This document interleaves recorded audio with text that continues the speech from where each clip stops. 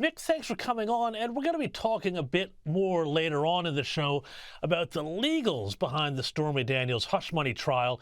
But I want to talk to you about what the impact this might have on the election. Is this going to make much of a difference, or is this the whole thing just the obsession of niche elites who are never going to vote for Trump anyway?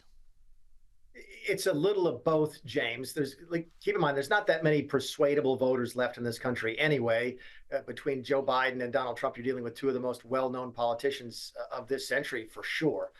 But Trump is counting on having this help him politically, and I think he's probably right. Keep in mind, and you and I have talked about this before, this is by far the weakest of the four criminal cases against him. It's not about payments of hush monies to a porn star. This is about bookkeeping, whether or not he accounted for this properly as a business expense, and whether or not he properly followed the federal election rules and how you spend money in elections in this country.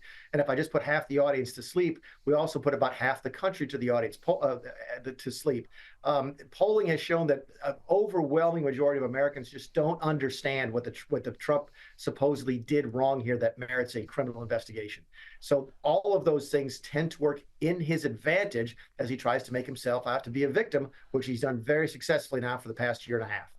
Yeah, I mean, Mick, some of us with long memories might remember when the shoe was on the other foot and it was Bill Clinton who was accused of having affairs, and you had people out there covering those up all the time for him. You know, everybody said, oh, well, let's just be really European about this. Who cares, right? But anyway, that was another time.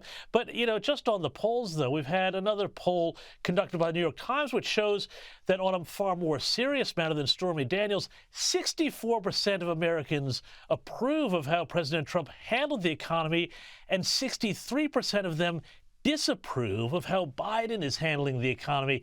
Mick, I suspect that when it comes down to it, much more than what people do in their personal life, this may be where the election is decided.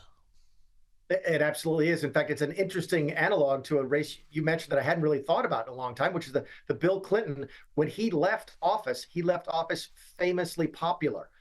Not only because people perceived the Republicans as having overreached in impeachment, but because the economy was doing really, really well. That's not where Joe Biden is right now. The economy is struggling. Inflation continues to be an issue in this country. While we're doing better than the rest of the world, that's really not what Americans want. They don't care if they're doing better than somebody else. They want a healthy economy. They want low gas prices and low food prices. And right now, they're not getting that. And it really makes it difficult for Joe Biden to talk about the economy. His former chief of staff this week, Ron Klain, famously said that Biden needs to stop talking about the blanking bridges. Nobody cares about bridges. They care about gas prices and food prices. When your former chief of staff is saying that, then you know you have a political problem. So the economy traditionally here drives elections. And if that's the case again in 2024, like it looks like it is, it's going to be an uphill battle for Joe Biden as we get to November.